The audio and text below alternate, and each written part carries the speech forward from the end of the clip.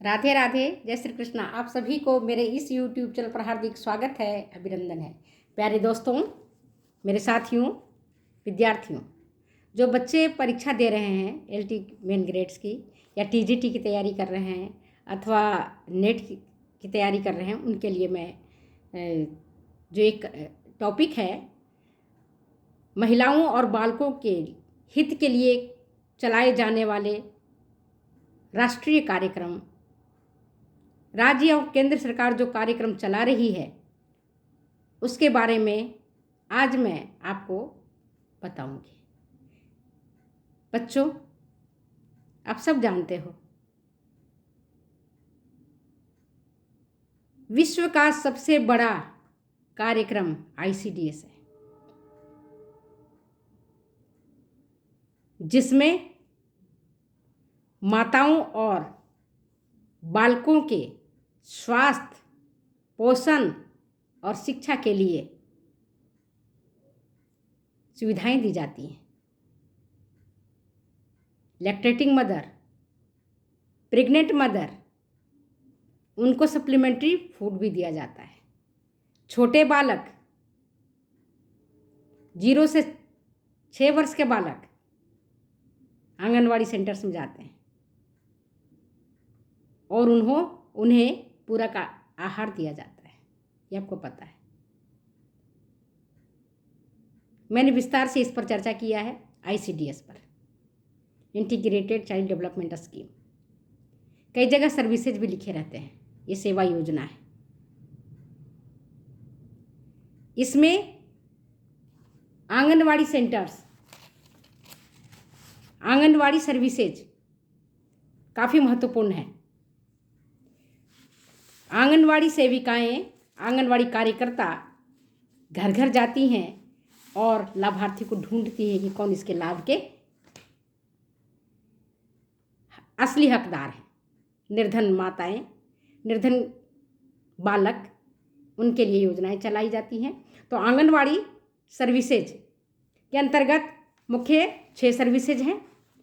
एक तो होता है छोटे बच्चों को टीकाकरण करवाना, दूसरा है सप्लीमेंट्री न्यूट्रिशन देना, मदर को भी दिया जाता है, लैक्टेटिंग मदर को भी दिया जाता है, प्रेग्नेंट मदर को भी दिया जाता है और छोटे बालकों को भी दिया जाता है।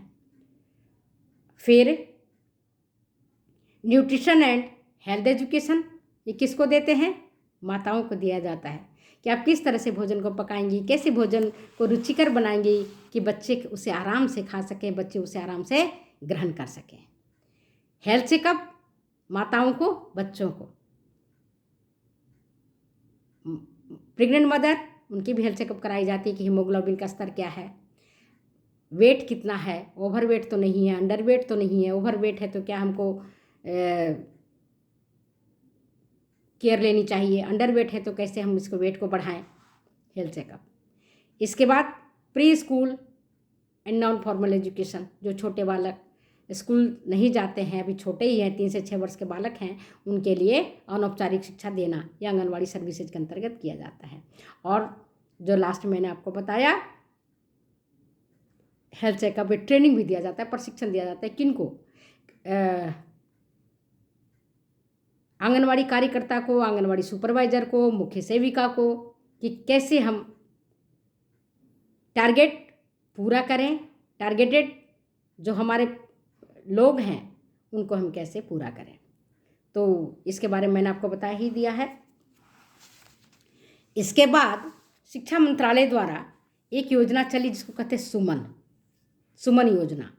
सुरक्षित मातृत्व आश्वासन इसका पूरा नाम है। सुरक्षित मातृत्व आश्वासन, सुमन जिसको बोलते हैं। सुरक्षित मातृत्व, SU से M से मातृत्व और आश्वासन, है ना, सुमन इसका नाम दिया गया। कि स्वस्थ नारी होगी, स्वस्थ परिवार होगा। माताएं खास करके एनीमिया, रक्त अल्पता से पीड़ित होती हैं, उनको छुटकारा दिलाना है नेशनल प्रोग्राम के अंतर्गत।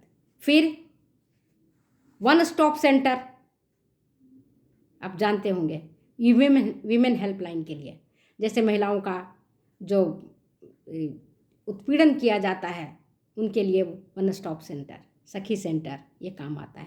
मिशन वात्सल्य, मिशन वात्सल्य उनके लिए चालू किया गया। मिशन वात्सल्य, ध्यान रखना, जो बच्चे अपने माता पिता परिजनों को खो दिया है कोविड-19 के दौरान, जिनकी माता पिता की डेथ हो गई है, उनके लिए मिशन वात्सल्य चलाया गया है। पीएम केयर की योजना के द्वारा उन्हें सपोर्ट दिया जाता है, उन बच्चों की परवरिश की जाती है, उनको एजुकेशन दिया जाता है, उनको अच्छा न्यूट्रिशन दिया जाता है और उनको माने वात्सल्य, वात्सल्य समझते हो ना, प्रेम से भरा हुआ संसार, उसको कहते हैं मिशन वात्सल्य। तो हमारे पीएम माननीय नरेंद्र मोदी जी के द्वारा मिशन वात्सल्य चलाया गया। इसके बाद एक और कार्यक्रम, प्रधानमंत्री मातृवंदन योजना। प्रधानमंत्री मातृवंदन योजना के अंतर्गत माता को मातृत्व लाभ, जिसमें पहला बच्चा होने पर माताओं को 5,000 रुपया दिया जाता है ताकि वो अपने भोजन ग्रहण कर सके, खा सकें। और एक जो वर्तमान में खूब चल रहा है, बेटी बचाओ बेटी पढ़ाओ कार्यक्रम। बेटी बचाओ बेटी पढ़ाओ कार्यक्रम क्या है आपको पता है? बेटियों को कोख में ही मार दिया जाता है। बेटियां जन्मती हैं, उनको ठीक प्रकार से उनकी परवरिश नहीं की जाती है, ठीक प्रकार से उनको भोजन नहीं दिया जाता है, तो कुपोषित हो जाती हैं। कुपोषित होकर के उनकी जो स्वास्थ्य स्तर है गिर जाता है। बेटी बचाओ बेटी कार्यक्रम क्यों किया गया? क्योंकि घटता लिंगानुपात है। 2014-15 में बेटी बचाओ बेटी पढ़ाओ की शुरुआत प्रधानमंत्री जी के द्वारा 22 जनवरी 2015 में किया गया और इसकी शुरुआत हुई हरियाणा के पानीपत से। मुख्य उद्देश्य था गिरते बाल लिंगानुपात को रोकना, क्योंकि अगर इसको नहीं रोका गया और केवल समाज में लड़कों की संख्या बढ़ी, लड़कियों की संख्या नहीं बढ़ी, तो शादी किससे करोगे? जब बेटियां नहीं हो गए तो बहू कहाँ से लाओगे? बहू लाने के लिए तो बेटियों को भी बचाना होगा, तभी तो बहू आएंगी, नहीं तो बहू कहाँ से आएंगी? कन्या भ्रूण हत्या को रोकने के लिए, बेटियों को शिक्षा के लिए, उनकी सुरक्षा सुनिश्चित करने के लिए बेटी बचाओ बेटी कार्यक्रम शुरुआत किया गया। किसके द्वारा? केंद्रीय महिला एवं बाल विकास मंत्रालय के द्वारा। स्वास्थ्य और परिवार कल्याण मंत्रालय और शिक्षा मंत्रालय, मानव संसाधन विकास का जो शिक्षा मंत्रालय है, उसके द्वारा संयुक्त रूप से बेटी बचाओ बेटी पढ़ाओ के कार्यक्रम शुरू किए गए कि बेटियां अगर बच जाती हैं तो उनको पढ़ाया नहीं जाता है। जब पढ़ लिख लेंगी तो वो आत्मसम्मान के साथ अपने जीवन को जिएंगी। 2014-15 में 918 बालिकाएं थी 1000 बालक पर। इस कार्यक्रम को चलाए जाने के बाद लोगों में जागरूकता आई। अब 929 2024-25 में जो बालिकाएं हैं उनकी संख्या बढ़ी है और बढ़ करके 929 हुई हैं।